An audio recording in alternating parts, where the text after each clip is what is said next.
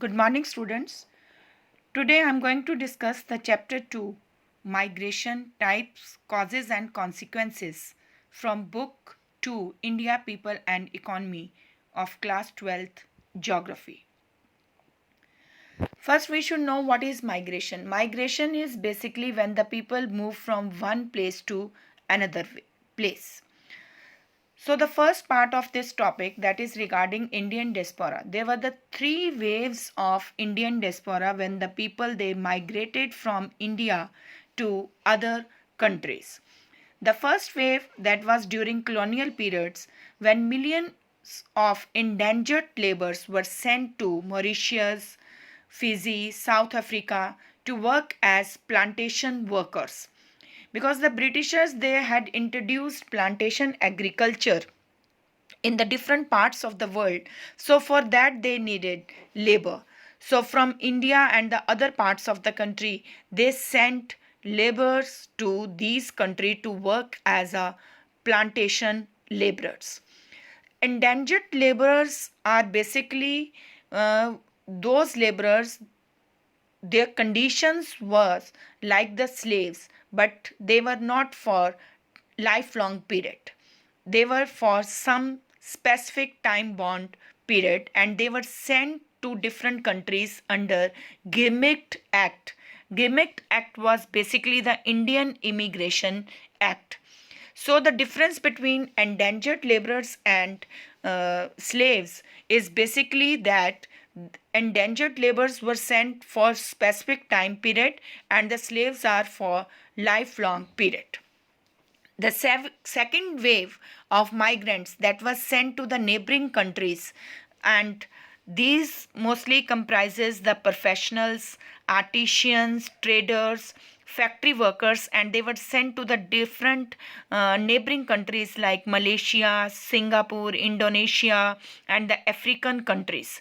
And that was basically because of the oil boom which was occurred in Western Asian and the Arabian countries, and these people they also needed labor for the drilling of oil. And the third wave that comprises mostly professionals like doctors, engineers, management consultants, financial experts, and these people they migrated basically to the USA, Canada, UK, Australia, New Zealand and Germany. And these are basically the highly educated people, and they went to the other countries only for the better professional opportunities and for the better employment opportunities, for the salary reasons also. And after liberalization in 90s, education and knowledge based Indian immigration that become the major part of Indian diaspora. So migration was recorded from the first census only, which was conducted in 1881. Now I want to clear what is census. We all know after 10 years in India we count total population of the country, and that process is called census. And the first census of India that was conducted in 1881, and at that time only the migration was recorded. Earlier, the migration was recorded only on the places, on the basis of the place of birth.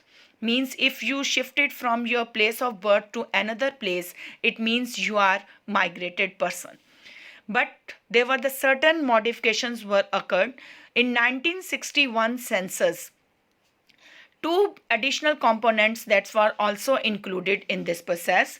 The first was the place of birth, and second is the duration of the residence. Means if you are not resident at the place of birth during the time of census, it means you are not you are a migrated person. And second, in 1971, the additional information that was on the basis of the last residence and duration of stay at the place of enumerations that were also introduced. Means there are the two, I just want to clear. One, suppose your birthplace is Ambala, and secondly you shifted to Karnal, and at the time of the enumeration that you shifted to some other place post New Delhi. It means you are migrated from your place of birth to Karnal, and Karnal to Delhi, and Karnal is your place of last residence. And in the 1981 census there were the certain modifications also introduced, that is the reasons for the migration from place of residence to last residence to the present place where you are staying at present. So there are the three places, A, B and C. A is your birthplace, B is your place of last residence, and C is where at present you are residing. So the following questions are asked when the census enumeration is done, and the people ask you the certain questions like, is the person born in this village or town? If no, then they ask which place, which district, which state is your birthplace. And second, has the person come to this village from elsewhere? If you came from some other place and your answer is yes, then they ask the certain other questions like, which is the place of your last residence, in which district it is, and in which state it is.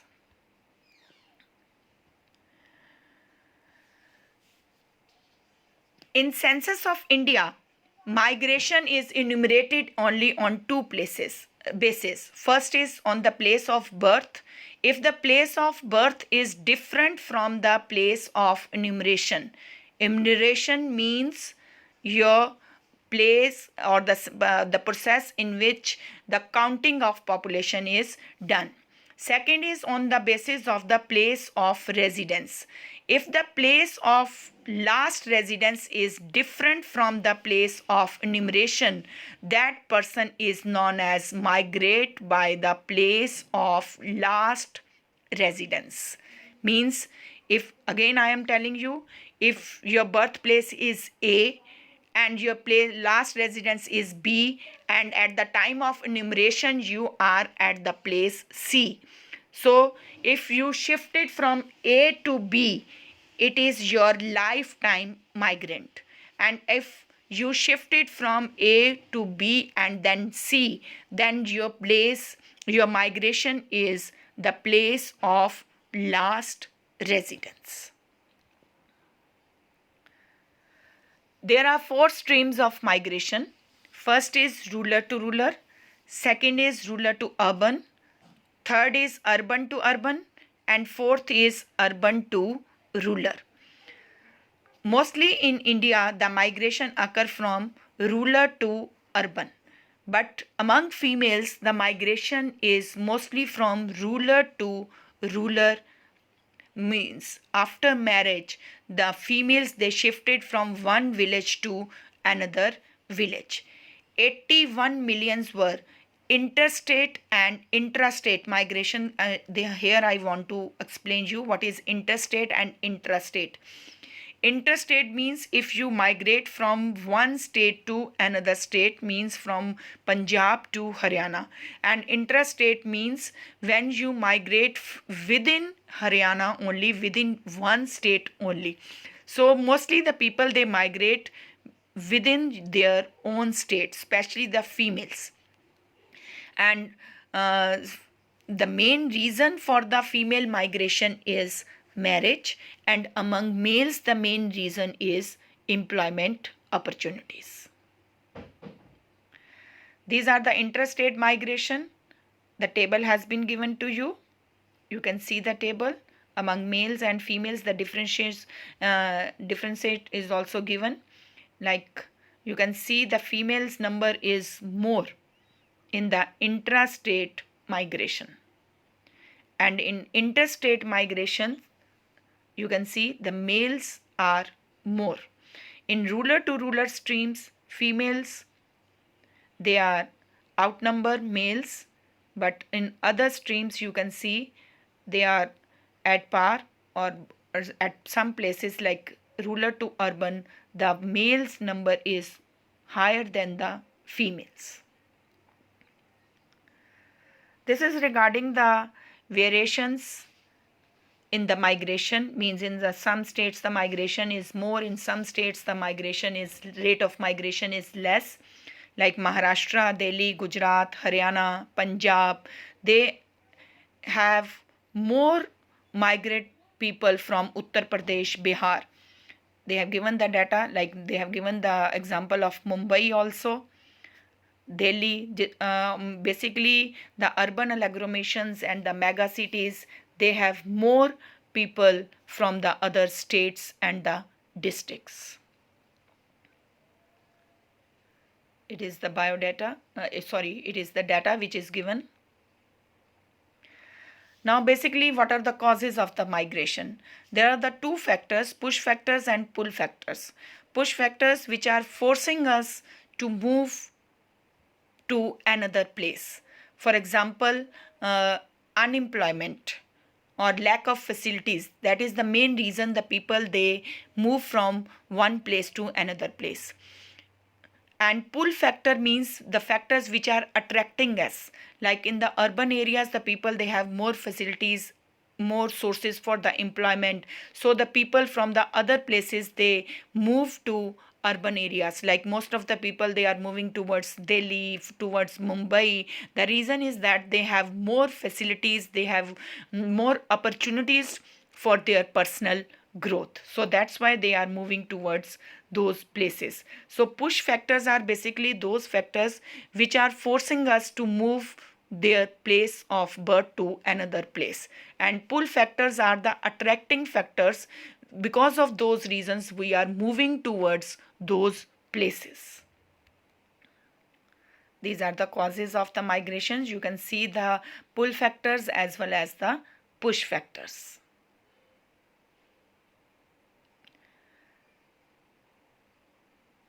These are the certain basic questions you can see.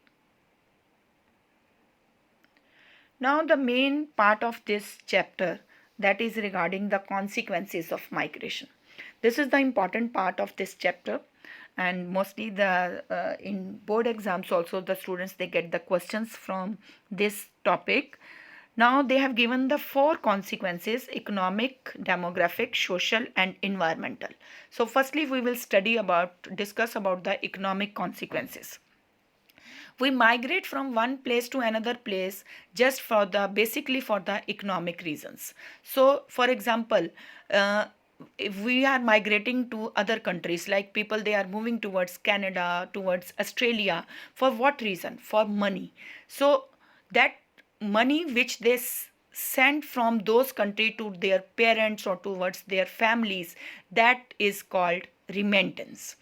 So international migrants, they sent remittance to their families, and their families, they use that money for the different reasons.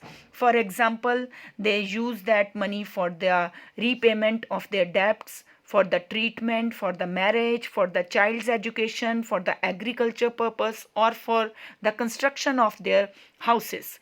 And secondly, that remittance is very much important for our country also, because the maximum foreign exchange we are getting from these migrants only. Like they have given example, in 2002 India receives US $11 billion as the remittance from the international migrants, and basically they are from Punjab, Kerala and Tamil Nadu. Just like the people from Bihar, Uttar Pradesh, Odisha, West Bengal, they shifted to the another states like Punjab, Haryana, Delhi, Mumbai, Maharashtra. So they also send the money to their families, and their families also use that money for the different reasons. It means that money is very much important for their families, and they use that money for the growth and for the welfare of their families. Second is demographic consequences. Demographic consequences, which means with the consequences which is affecting our population. First effect is the distribution of population that is affected due to migration, because the people, if they are moving from Punjab, Odisha or Bihar to Punjab, it means the Punjab's population is increasing. And second thing, the age structure is also affecting because of the migration. Mostly the migration, the people who migrate from one place to another, they belong to 15 to 59 age group, which is a working population. It means the working population is increasing at the one place, and another place the population of that group is decreasing. And it also affects the sex ratio also. Mostly we know that in India the migration is basically male selective. Suppose the males from Bihar, they are moving towards Punjab. It means in Punjab the number of males is increasing, and it is affecting the sex ratio of Punjab also. So in Punjab and Haryana, basically because of the reason for the low sex ratio is that also, because the people, especially the males, they are moving from Bihar and other states towards Punjab and Haryana. So migration is affecting the distribution of population, migration is affecting our age structure, and migration is affecting our sex ratio of the country. Third is social consequences. Social consequences means if the people, they are coming from the rural areas towards the urban areas, and they see in the urban areas there are many new concepts, like concepts regarding the girls education, family planning, more technology they can see the better opportunities, new ideas they get. So they use those ideas in their own places also, in the rural areas also, because if the one person is staying at the urban area, it will affect the idea of that person basically, and he will apply that ideas in the rural areas also. And secondly, migration leads to the intermixing of the culture also. Like at present we can see in Punjab also, we are having we are enjoying the South Indian food just because of the intermixing of the culture. But because we can see that most of the South Indians also, they are staying in Punjab and Haryana, so it is helpful for the intermixing of the culture also. Secondly, it widens up the mental horizon of the people. But it has certain negative consequences also, because if you are shifting to another place and you feel that there is no one is from your family, you don't have any friend, you don't have the have any person who belongs to your culture, you don't know how to how to converse with these people, so you feel you had the feeling of dejection at that time. And because of that, you sometime the people, they fall in the trap of anti-social activities. The people, they start using drugs, and they indulge in the crimes also sometimes. Next is environmental consequences. We can see the condition of the urban areas.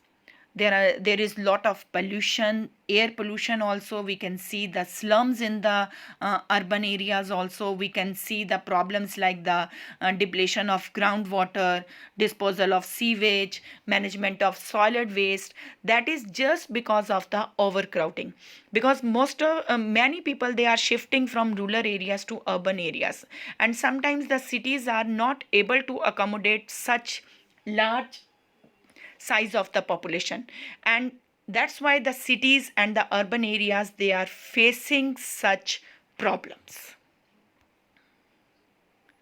There are certain other consequences also, especially the women are facing these problems. The women, directly or indirectly, the marriage is the main reason for their migration. In rural area, the male selective migration, selective out migration, leaving their wives behind, put extra physical as well as the mental pressure on the women. We can see the mostly the males, they shift from rural areas to urban areas, and their families, they left their families behind. And at that time the females are the main, they are playing the main role in the family. So it puts more physical as well as the mental pressure on the woman.